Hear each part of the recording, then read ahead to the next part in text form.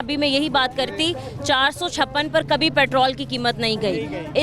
इस दौरे हुकूमत में चली। हाँ, इस दौर में चली गई, मगर उसके अलावा दूसरी दुनिया में भी गई। उन्होंने साथ में साइमल्टेनियसली लोगों को मराहत भी दी।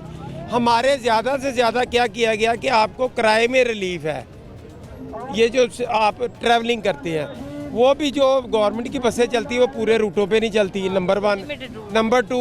नंबर टू ये है कि एक बंदा सिर्फ सफ़र ही नहीं करना, उसने खाना भी खाना है, उसने अपने बच्चों को पालना है। स्कूलों वालों ने फीसें बढ़ा दी, पेट्रोल की आड़ में इतनी महंगाई की गई जिसका कोई हिसाब नहीं है। गवर्नमेंट ने पाकिस्तान में जो सिर्फ एक रिलीफ दिया वो ये दिया कि जी हमने सफ़र फ्री कर दिया है, बस इसके अलावा कोई वो नहीं दिया गया। जबकि दूसरे मुल्कों में ये हुआ, इंडिया में ये हुआ, वहाँ पे ये हुआ, उन्होंने चीज़ों को सस्ता किया। और यहाँ पे कोई चेक एंड बैलेंस ना होने की वजह चीज़ें 2 गुना बढ़ गई, तो मुश्किलात बहुत ज़्यादा बढ़ चुकी हैं। अगर गवर्नमेंट रिलीफ नहीं देगी तो ये मुलाजमीन बैठने वाले नहीं हैं, इन्होंने चल सो चल आगे चलना है। क्योंकि वजह ये है कि सब्र वाली बात रही नहीं। अब ये 7% को कम से कम अगर 50% बढ़ा देते फिर भी कोई लोग समझते कि हमारी मुश्किलात कुछ कम हो गई हैं।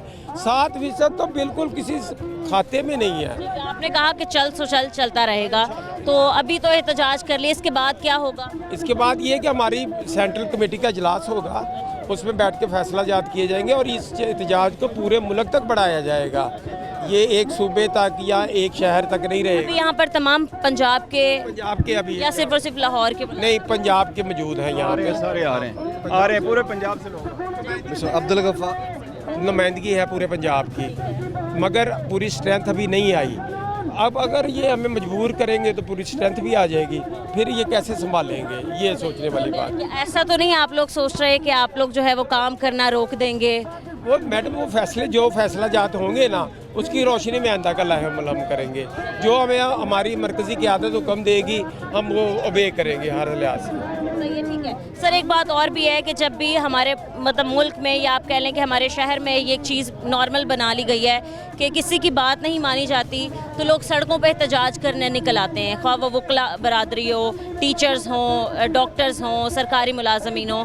तो क्या इतने सब बेबस हो चुके हैं कि बात नहीं मानी जाती तो मतलब रोड ब्लॉक? मैडम पता है क्या, लॉ एंड ऑर्डर का मसला मुलाजमीन भी खड़ा नहीं करना का चाहते। हमें मंशा भट्ट साहब के मिनिस्टर साहब उनकी उन्होंने कमेटी बना दी, हमने उस कमेटी को 6 माह तक उस कमेटी को अटेंड किया, फिर एडिशनल चीफ सेक्रेटरी, उसके अलावा फिर अब स्पीकर साहब को भी हमने अप्रोच किया।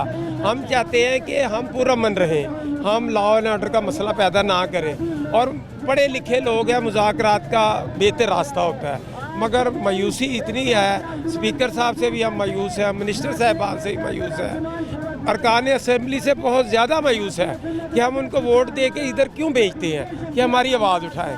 कोई बंदा महंगाई पे बोलने को तैयार नहीं है, गरीबों की मुश्किलात पे बोलने को तैयार नहीं है। ये इकट्ठे होते हैं सिर्फ अपनी तनख्वाहें बढ़ाने के लिए, अपनी मुराद बढ़ाने के लिए। एक रात में ही सब कुछ हो जाता है। तो हमारी अभी भी गवर्नमेंट से ये गुजारिश है कि हालात को संभालें।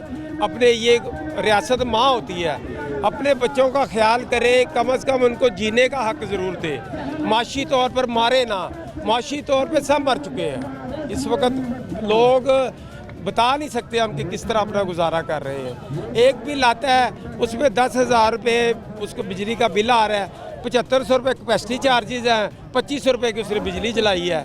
तो यहाँ तो आमदनी बढ़ा दें तो वो पे कर देगा। बिजली की आपने बात की है, लोगों ने देखा कि वापडा की बिजली बहुत ज़्यादा महंगी है, उन्होंने सोलर की तरफ रुख किया तो उस पर भी टैक्स लगा दिया। 100/100 ये हमारी ताजर बरादरी, ये 7 ही दुकानें हैं, इन्होंने मशहूर कर दिया कि टैक्स लग रहा है। तो मैडम लोगों ने 2 गुना कीमतें बढ़ा के ना लोगों ने वो ख़रीद ली कि सोलर पैनल पे टैक्स लग रहा है, अब टैक्स नहीं लगा।